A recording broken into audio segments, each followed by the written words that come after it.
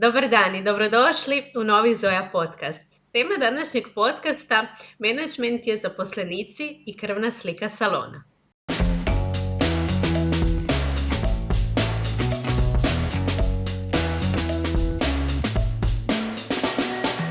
Današnja gošća stručnjak je za marketing, PR, prodaju i biznis menadžment s više od 20 godina radnog iskustva u B2B i B2C sektoru kao konzultant i trener. A također suosnivačica je svim poslovnog savjetovališta za salone. Sa nama danas Sanja Varlaj. Dobar dan Sanja, hvala ti što si prihvatila naš poziv, drago mi je ugostiti te, a sigurna sam da će današnje druženje dodatno informirati vlasnike salona i olakšati im u unapređenju njihovog poslovanja.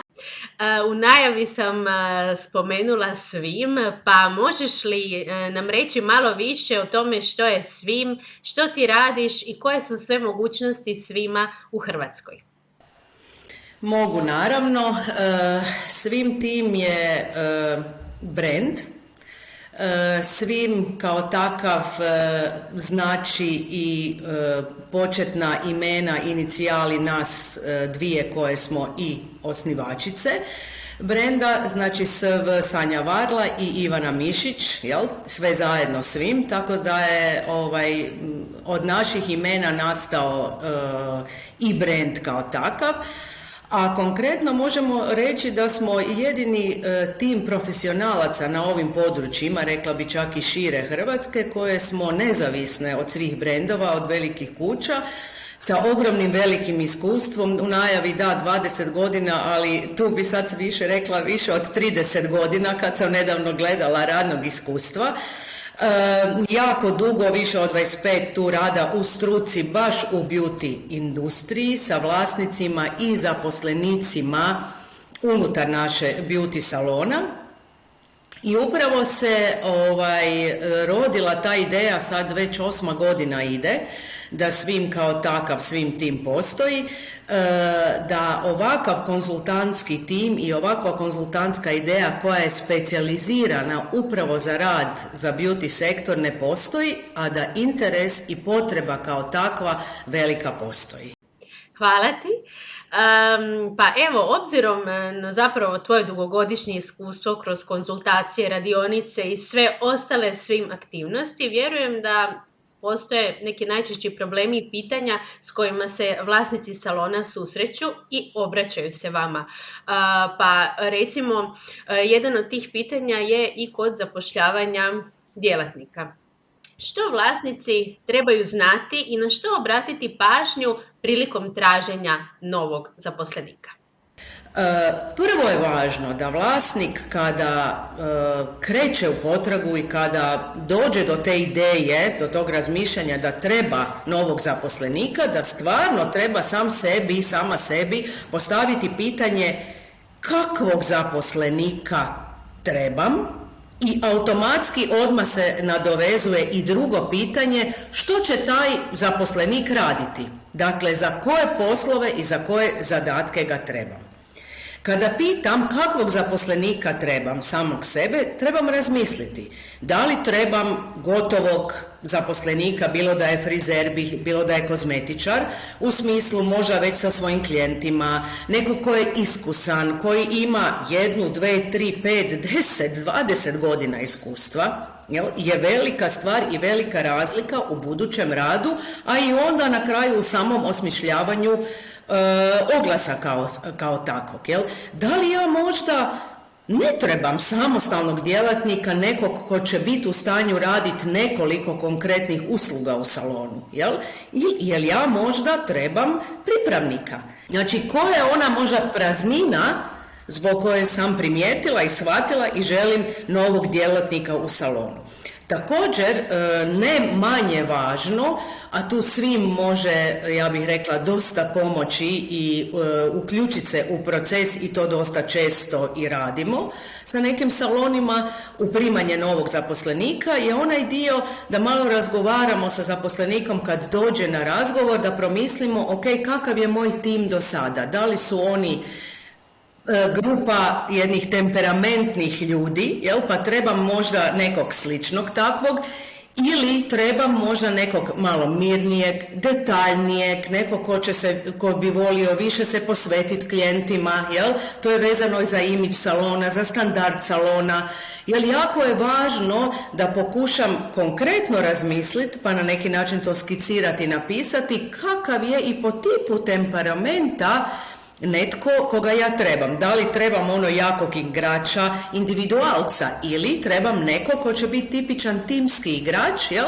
Pa želim nekoga ko će se uklopiti vrlo brzo ili što brže u moj postojeći tim. Dakle, nakon što razmislimo kakvog zaposlenika trebam, odnosno u smislu kojih zadataka će on raditi, jako je važno da kao vlasnik salona sjednem i razmislim o tome, ok, što očekujem od tog zaposlenika u smislu nekog prometa, nekog njegovog ili njezinog doprinosa u moj salon. Jel? To se obično, jer nam je to najjednostavnije odrediti, najkonkretnije, možda nije i najjednostavnije, ali je najkonkretnije da znamo koji je taj promet koji od njega očekujemo. To će biti puno jednostavnije napraviti ako mi odradimo onaj drugi korak u smislu koje zadatke ću ja dati tom zaposleniku da radi. Jako je isto važno da li taj neki djelatnik možda će od mene kao vlasnika dobiti i neke druge zadatke koje će mu nadomiriti možda neki manji promet na početku koji neće raditi. Zašto je to važno? To nam je isto tako važno jer kad primamo djelatnika, mi u nekoj fazi procesa intervjua isto tako moramo tom potencijalnom djelatniku reći koju plaću, koja primanja on može očekivati za određeni promet. I još jedna stvar za kraj koju uvijek savjetujemo je da, naravno, dobri zaposlenici, onaka kažemo, ne rastu na grani, jel? Pa kad se desi potreba u tom trenutku ne možemo ih ubrat, pa dobiti odmah kad je potreba u našem salonu nastala. I onda mi u svimu često znamo savjetovati da razmisle o tome da imaju oglase koji su, ajmo reći, manje više stalni, jel? Da razmisle o tome kako mogu imati stalno otvorene oglase, jel? U smislu da su dobri ljudi uvijek welcome, uvijek dobrodošli. Često nam se desi da kada nas zadesi situacija da možda neko ode, puno ćemo lakše to napraviti ako smo konstantno u tom nekom procesu, jel? I ako možemo onda imati nekakve razgovore s sa zaposlenicima, da se već upoznamo, da znamo i onda u nekom trenutku kada se otvori potreba, bilo kod zaposlenika nekog, jel? Bilo kod nekog mladog koji tek završava školu ili će ju završiti, da zna gdje se može javiti, ok?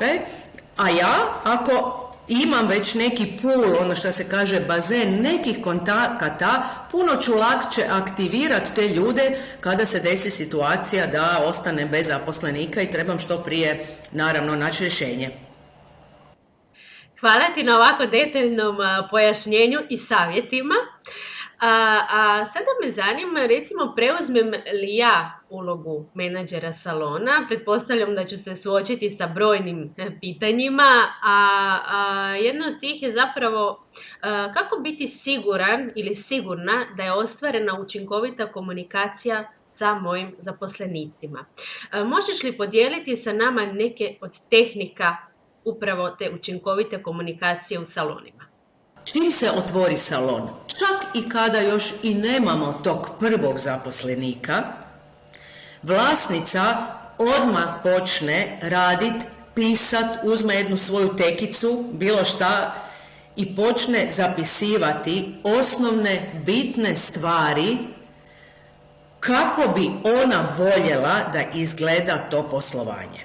Na kraju to dođe u jedan pismeni dokument koji nas rješava ovih problema. Rekla sam 100 puta, nemam živaca više ponavljati, ne želim više ko papiga stalno pričat, već sama sebi idem na živce. Okay? Dakle, rješenje je da napravimo određena pismena pravila, mi to zovemo rada i ponašanja u salonu. naglasak na pismena. Ako ne postavimo jasna pravila koja ćemo napisati i onda ćemo njih jasno komunicirati svakom novom zaposleniku i povremeno kroz određene načine kao što su recimo sastanci, pričat redovito sa zaposlenicima o tome, bude puno teže. Vrlo je, odnosno jednostavnije je uzeti taj dokument, pozvat se na taj dokument, sjest na sastanak s djelatnikom i reći gledaj, kako smo razgovarali, to i to nije bilo ispoštovano, jako je važno, to je dio rada onoga imidža našega salona, to je ono što naši klijenti očekuju i zato je važno da se tako i tako ponašaš. U ovom slučaju jučer ovo ponašanje nije bilo ispravno ponašanje, voljela bi da se to ispravi i tako dalje. Dakle, to je puno onda i samim vlasnicima salona koji nisu menadžeri, ali mi je onda puno jednostavnije razgovarati iz te neke uloge profesionalnije, jel? Da se ne ljute, da ne budu previše uzrujani nego da su smireni, ali i poslovno objašnjavaju djelatnicima šta i kako se trebaju profesionalno ponašati u salonu. To je neki bonton salona. Jesi, Sanja. Pa evo, sad bih te htjela pitati što zapravo menadžer salona mora raditi ukoliko ne želi biti šef svojim zaposlenicima, već prijatelj. Kako postaviti zdrave granice u odnosima vlasnik-zaposlenik? Ok, sad već u pitanju odmah moram ići direktno da to je dosta zahtjevno i dosta nama, naših klijenata dolazi upravo s tim, pa ja hoću prijateljski odnos, pa ja bih htjela biti s njima prijatelj, znaš, ne volim biti šef i tako dalje. To nije moguće. Dakle, možemo biti prijatelj u smislu da postavimo jasna pravila salona i da je taj odnos ugodan, pa onda to možemo nazvati prijateljski. Ali profesionalni odnos u salonu ne može biti prijateljski u smislu da je netko ko je vlasnik i šef prijatelj i da to očekuje sa zaposlenicima. Jel? Mi moramo postaviti kao vlasnici upravo pravila, granice, kao što si sama spomenula, da se zna tko je tko, da se međusobno poštujemo, ja zaposlenike kao šef, zaposlenici, ne samo mene kao šefa, da, isto tako osobno, ali i salon kao takav, salon kao imidž, kao brand, kao entitet za sebe što on i je. Zbog čega? Zbog toga što klijenti koji dolaze u taj salon to očekuju. Ja kao vlasnica sam stvorila neki standard, jel? Trebam ga održavati, trebam ga raditi što boljim, jel? I zato je važno da se određena pravila rada i ponašanja poštuju. Ono što je teško ljudima, i to kod nas prolaze i uče, je upravo to da nije loše biti šef, da ne trebamo bježati od te uloge, jer trenutkom, danom kada smo otvorili salon, svoj biznis, bilo koji biznis i imamo zaposlenike, mora nam postati jasno da ćemo biti šefovi, jel? Ali ne znači da moram biti ona šefica iz pakla. Ja mogu biti šef koja će biti vrlo ugodna za rad, koja će graditi i dobiti zdravi autoritet na osnovu rada, procesa rada koje sam postavila, na osnovu svog načina komunikacije, učenja komunikacije, na osnovu svoje dosljednosti, i onoga što očekujem kako bi se određeni nivo i standard salona ispunio. A svaki, ajmo reći, vlasnik beauty biznisa i nekih drugih, ali mi smo sad u beauty biznisu, mora biti svjestan da ima 3 uloge. Prva je uloga ta da je on i pružatelj usluge, frizer ili kozmetičar, i to je uloga koja im je prirodna, jer su često bili zaposlenici sami i krenuli s tim načinom, jel? I najčešće su u toj ulozi i to im je najprirodnije. izbjegavamo one druge dvije uloge, a to je uloga menadžera koja je jako važna, a to je upravo ta uloga koja je ova organizatorska. To je sve drugo što nije rad sa klijentima. To je rad za salon, a ne rad u salonu. Jer mi možemo svoje djelatnike naučiti i neke svoje klijente njima prepustiti, ali naši djelatnici ne mogu menadžerirati naš salon. Ako to ne radimo mi, nekakav razvoj salona ići će stihijski. Jel? Ako smo mi poznati i dobri u svom poslu, onda će i klijenti dolaziti i donekle će to ići. No međutim, onda dolazimo nekad i nakon 10 ili 15 godina do onog našeg slogana da nam dođu klijenti, vlasnici salona i kažu upravo to: da, super mi je, biznis mi je uspješan, imam novaca, ima klijenata, ali sam rob svog posla. To je upravo iz tog razloga jer se ne bave menadžiranjem salona. Upravo svim ovim što smo htjeli reći, jel? A onda jedan manji dio, ali užasno važan, jedna ono kao da ima treću glavu, je glava vlasnika salona, a to je onaj koji na kraju mjeseca, jel, kad se podvuče crta, kada vidimo promet, kada vidimo sve troškove koje imamo, i kada gledamo neki profit, jel nam ostane profit ili nam ne ostane profit. Jel? To je ona i neka treća plaća, ajmo reći, koju svaki vlasnik salona bi trebao moći zaraditi.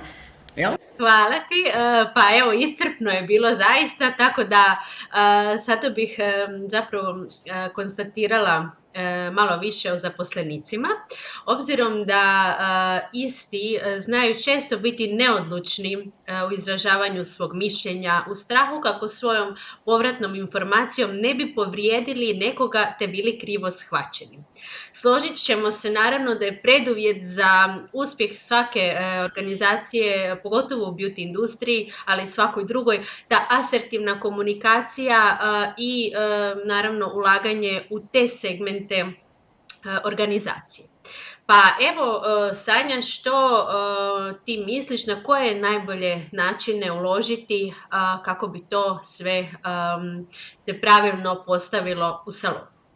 Na menadžeru je, jel, na vlasniku da organizira neko vrijeme, odvoji neko vrijeme kako bi, hajmo reći, poslovno razgovarao s tim djelatnicima, kako bi im prenio neka svoja razmišljanja, kako bi, ako treba, i dao neku kritiku, kako bi dao neke planove, jel, predočio njima svoje neke planove, ciljeve i tako dalje. Mnogi uspješni saloni, ja bih rekla da svi uspješni saloni, vlasnici salona, su došli do te ideje i primjenjuju upravo to da znaju da je užasno ključno i važno da postoji to vrijeme kada imamo sastanke i kada razgovaramo o poslovanju salona.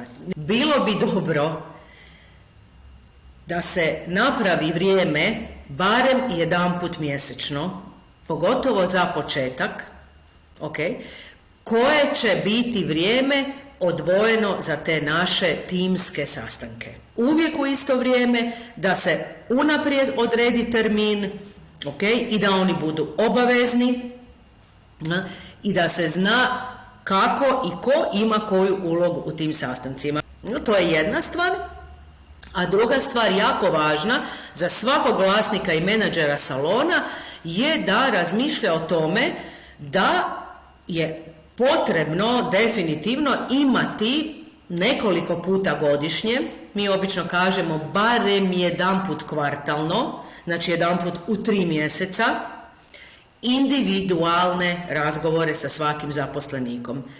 To može biti nekad 10 minuta, nekad može biti pola sata, ovisno o potrebi, ali da zaposlenik zna da će imati priliku razgovarati sa svojim šefom o svojem napretku, o svojim dobrim ili manje dobrim stranama, o onim što može očekivati, o nekakvom standardu rada koji je dosego, a koji još nije dosego, a šef očekuje. Dakle, to je puno bolje od onog mikromanagementa, kako mi zovemo, jel? Kada stalno opominjemo za vrijeme rada, ovo nisi dobro, daj ovo ovako, daj ono onako, jel? Kada to ne ulazi u uho djelatnika na način na koji bi trebao ući, da bude motivirajuće i da on stvarno ili ona to čuje. Tu bi spomenula jedan alat jako važan, a to je takozvana procjena nivoa rada ili evaluacija zaposlenika, koji je jedan vrlo specifičan projekt koji mi jako rado radimo sa zaposlenicima, odnosno za zaposlenike sa vlasnicima salona, jel, kako bi vlasniku olakšali, to je još isto jedan dodatni alat, jel, da organizira svoj salon i održava nivo i standard rada koji si je ona zamislila da taj salon treba imati. Jel? To je izvrstan alat i za nove djelatnike, okay? Kada primamo nekog da procijenimo na kojem je nivou od 1 do 5, ako baš hoćemo ocjene davati, jel? Za tu uslugu taj djelatnik, i onda na osnovu toga možemo ga staviti na određenu i plaću, jel? I možemo mu dati određene rokove i načine, edukaciju, jel, kako i kada će doći do nekog željenog nivoa koji je neki nivo i standard rada, jer neko na početku neće biti jednako dobar kao što će biti za mjesec dana, za 3 mjeseca, za godinu dana, kako mi želimo. I to je jedan kvalitetan rad sa zaposlenicima, što je onda opet menadžerski alat za bolju i jasniju motivaciju zaposlenika. Jer zaposlenici vole raditi u timovima, u firmama, u biznisima gdje znaju svoj napredak, gdje zna gdje je sada, okay? I gdje zna otprilike kome vodi i gdje može doći. Jer često, naravno, uz taj napredak nivoa znanja, vještina i svega ostalog, slijedi i napredak u plaći. Ja? Tako da je važno da i taj način i kao menadžer i o tome razmišljamo kada procjenjujemo i razmišljamo o tome zašto i kada bi imala neke individualne sastanke. I još bi rekla, a to je onaj dio menadžerskog posla, one uloge koju sam rekla, za koju moramo odvojiti vrijeme, naše vrijeme, jer ako mi kao vlasnik svaki dan radimo tih 7-8 sati ili dulje u salonu sa klijentima, kada je onda vrijeme kada promišljam sve ove druge poslove koje ne može niko drugi raditi osim mene kao vlasnika salona. Aha. Pa evo, prilikom vođenja zapravo salona, poslovnih aktivnosti, pred nama se već u najranijim fazama, složit ćeš se, postavljaju brojna pitanja, poput koje sve podatke salona moramo znati i voditi na tjednoj ili mjesečnoj razini. Svakako i koje podatke možemo prepustiti računovodstvu, a koje ipak mi moramo znati jako dobro baratati i biti dobro upoznati sa istima. Super pitanje, Laura, jako važno pitanje. Rekla bi, puno prečesto dobijemo informacije. To zna moj knjigovođa, moram pitati knjigovođu, to sam ja prepustila svom knjigovođi i tako dalje. Ne možemo prepustiti svoj posao, ako nam je to stvarno posao, jel, nikom drugom osim nama. Znači, ključno je, jer imamo odgovornost i prema sebi, i prema našim zaposlenicima, i prema našim klijentima, da razumijemo zašto ide dobro. Ako ide dobro, ima novaca, super, hvala Bogu, ima klijenata, lijepo se radi, dobro, ali važno je da razumijemo što je to što radim dobro da ide dobro, ok? Ili ako nismo 100% zadovoljni ili ako krene biti nešto, neka promjena na lošije, moramo znati od kud krenuti i zbog čega. Opet se vraćamo na one 3 uloge i opet se vraćamo da od prvog dana osnivanja svog biznisa, svoje firme je jako važno da odvojimo određeno vrijeme za ove druge poslove koji su poslovi za salon, ali ne sa klijentima u salonu. Okay? Kada odvojimo vrijeme, onda ćemo moći i malo više se posvetiti financijama. Jel?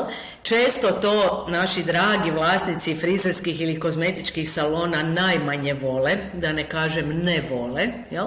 Ali kad su odlučili otvoriti svoj biznis, postoje neki osnovni podaci koje moraju znati da bi mogli kvalitetno razgovarati sa svojim knjigovođama, koje su apsolutno užasno važne.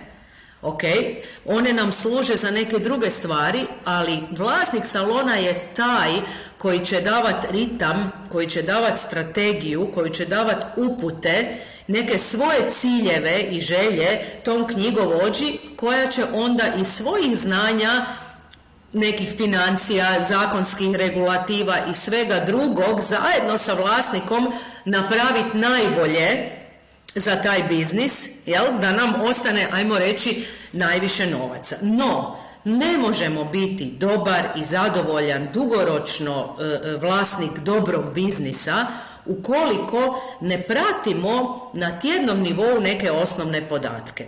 To može biti doslovno i ručno u tekicu, ako nikako drugačije onda tako, jel? Ili kroz nekakve Excelice. Danas sve i sve više i više ljudi, nama klijenata dolaze kojima koliko god im je mrsko, ali su se naučili raditi neke stvari i kroz kompjuterske neke programe, jel? Ali isto tako, evo tu ću sad iskoristiti priliku, jel ste nam vi kao Zoja domaćin, da kažem da postoje i mnogi programi, odnosno za vođenje klijenata, odnosno poslovanja, kao što je i Zoja, gdje mi imamo i neke podatke, jel tako, s koje možemo iskoristiti, a koje su nam jako važne, podatke o našim klijentima. Dakle, aplikacija nam omogućuje da mi kao vlasnici dobijemo i tu širu sliku. Ko dolazi, kad dolazi, kada dolazi, zbog čega ne dolazi. Jel? Znači, taj dio slike o klijentima, jel, nam je isto tako jako, jako važan. To je jedan od podataka, mi kažemo u Svimu zlatna lista, je ta kroz karton klijenta koju moramo znati, jer je to jedan od najvažnijih podataka i informacija koje moramo znati o salonu, koji bi vlasnik trebao znati i trebao neke ključne parametre moći analizirati. Jel? Kakvi su nam ti klijenti koji nam dolaze, jel? Zbog čega nam dolaze, da bi mogao što raditi? Kvalitetan marketing gdje potroši neke novce i da bi vidio, ok, da li to što ja radim stvarno je učinkovito, da li privlačim stvarno klijente koje želim u salon, ili se dese da dođu svi, ali ne one koje ja želim s obzirom na nivo salona, standard salona i na sve ono, na kvalitetu rada koju imam, jel, to je to koje bi volio imati. Ono što je ključno i važno, da moramo razumjeti neke pojmove, moramo znati razlike u porezima, što je PDV, što je porez na dobit, neki drugi porezi, jel, što se često desi da ne znamo. Moramo znati šta je promet salona. Moramo znati bruto, neto promet salona, neke osnovne izraze i moramo u krajnjoj liniji pratiti taj promet salona ukupno i po svakom djelatniku ako imamo djelatnike. Jako je važno. Malo prije smo pričali o tome, jel, da su često plaće vezane za učinkovitost u smislu prometa nekog djelatnika salonu. Ako to ne pratimo, kako ćemo biti dovoljno fair? Jel, da ne radimo na štetu niti sebe, ali niti djelatnika u smislu određivanja u krajnjoj liniji i plaće nekog djelatnika. Znači, osnovna stvar koju jedan, ajmo reći, vlasnik salona barem na kraju tjedna mora podvući crtu i vidjeti je promet salona. Jel? Dobro, osim prometa salona postoji nešto što mi jako prozivamo i stalno tumačimo i na individualnim savjetovanjima pričamo s klijentima da trebaju razumjeti i početi voditi, a to je takozvana struktura prometa salona, odnosno to znači od kojih usluga se sastoji promet salona.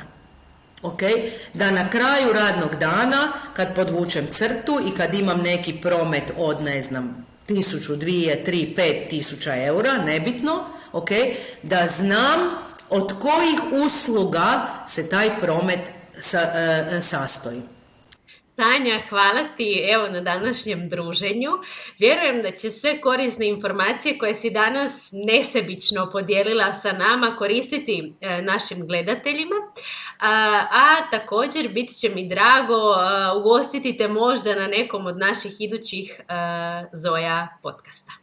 Super, hvala lijepo, hvala svima koji su slušali i dođite na kavu u svim. Evo, s tim ću završiti. Uvijek smo spremni i imamo jako finu kavicu, a možda ćemo nešto zgodno i reći. Hvala svima, pozdrav!